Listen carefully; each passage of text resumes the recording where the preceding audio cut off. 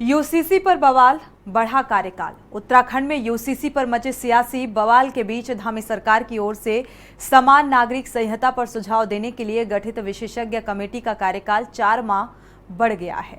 गृह विभाग की ओर से उसके आदेश जारी किए गए हैं। आपको बता दें कि राज्य सरकार ने पिछले वर्ष मई में सुप्रीम कोर्ट की पूर्व जज जस्टिस रंजना प्रकाश देसाई की अध्यक्षता में समान नागरिक संहिता का ड्राफ्ट तय करने के लिए 5 सदस्यों वाली विशेषज्ञ कमेटी गठित की थी। कमेटी को रिपोर्ट देने के लिए पहले 6 माह का समय दिया गया और जिसे पूर्व में 2 बार कार्यकाल बढ़ाया जा चुका है। देखिए ये रिपोर्ट।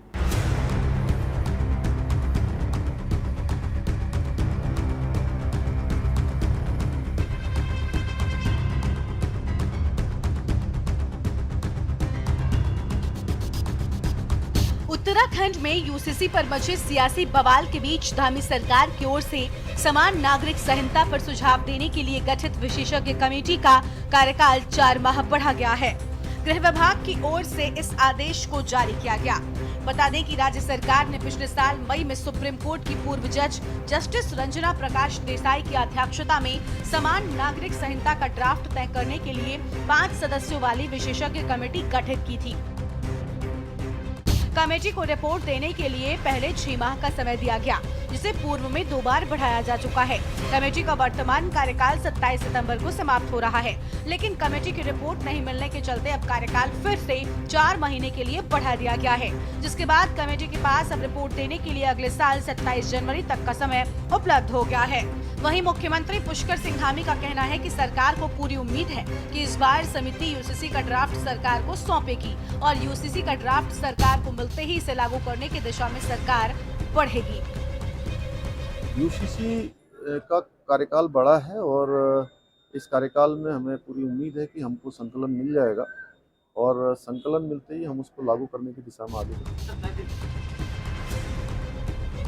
आपको बता दें कि प्रदेश ने 27 मई 2022 को समान नागरिक संहिता का ड्राफ्ट बनाने के लिए जस्टिस रंजना प्रकाश देसाई की अध्यक्षता में एक विशेष समिति का गठन किया था, जिसमें 4 सदस्य शामिल किए गए। वहीं विशेषज्ञ समिति के 13 माह के कार्यकाल में अभी तक 52 बैठकें हो चुकी हैं और समिति को 2.5 लाख से अधिक सुझाव मिले हैं।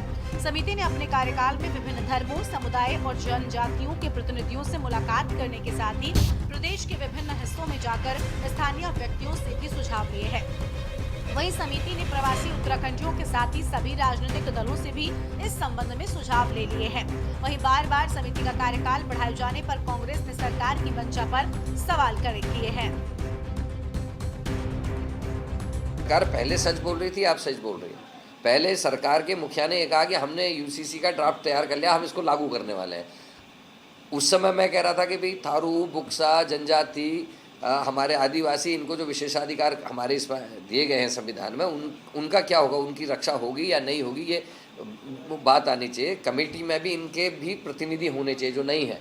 तो ये सब बातें उठाई। उस समय सरकार एक सिरे से डिनाई कर रही थी, हमने कर दिया करे। अब ये 4 महीने का कार्यकाल जो बढ़ाया गया है, इससे ये समझ में नहीं आ रहा है कि सरकार पहले सच बोल रही थी या आज सच बोल रही है या आने वाले समय में सच बोलेगी। मुझे लगता है कि केवल लोकसभा चुनाव के लिए एक शगुफा मात्र है। इस तरह के शगुफे, इस तरह के कारनामे भारतीय जनता पार्टी की सरकार करती रही हैं और 2017 में ही, 17-18 में ही पहले भी इन्होंने विधि आयोग का गठन किया था केंद्र सरकार ने। तो उन्होंने कहा कि इसकी यूसीसी की आवश्यकता ही नहीं है, ये वैधानिकता ही नहीं है, इसका कोई औचित्य नहीं है। उन्होंने इसके गठन पर ही सवाल खड़े किए और 75-70 पन्नों का एक दस्तावेज रिपोर्ट केंद्र सरकार को सौंपी। सरकार ने उसको नकार दिया और नए सिरे से 2023 में फिर इन्होंने एक विधि आयोग का गठन किया। कुल मिलाकर उत्तराखंड में यूसीसी पर मचा सियासी बवाल थमने का नाम नहीं ले रहा है। सरकार का कहना है कि अब तक लिखित में ड्राफ्ट सरकार को नहीं मिला है, जिसके चलते समिति का कार्यकाल एक बार फिर से बढ़ाया गया है। सवाल ये है कि आखिर क्यों लिखित ड्राफ्ट देने में समिति को इतना समय लग रहा है? क्या सरकार जानबूझकर चुनाव तक इस मुद्दे को ले जाना चाहती है? Uttarakhand desk report.